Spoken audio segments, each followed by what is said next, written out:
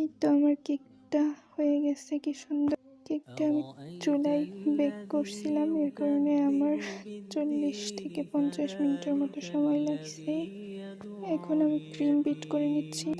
চকলেটগুলো দিয়ে আমি আলাদা গানাশ তৈরি করে রাখছি। আর এখানে আমি এক একটা কেকের লেয়ার দিচ্ছিলাম আর সুগার সিরাপ দিচ্ছিলাম। তার সাথে সুগার সিরাপটা আমি সব জায়গায় ভালোভাবে দিয়ে নিব। পরে আমি হুইপড ক্রিমটা দিয়ে দিচ্ছিলাম সব জায়গায় ভালোভাবে। আর আমি ড্রিম কেক বানাচ্ছিলাম, তাই ক্রিমটা আমি একটু নরম করেই বিট করছি। ক্রিমটা ভালোভাবে সেট করে নিলাম।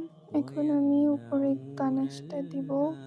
আর আমার চকলেটের সংকট ছিল, তাই আমি চকলেট সসটা দিতে পারিনি। ক্রিমটা সেট করে নিয়ে তার উপর চকলেট দিয়ে দিলাম। চকলেটগুলো সব জায়গায় ভালোভাবে দিয়ে সেট করে নিলাম। চকলেটের লেয়ার দেওয়ার পরে আমি ডিপ ফ্রিজে রেখেছিলাম 40 মিনিটের মতো। অনেক সুন্দর সেট হয়ে গেছিল।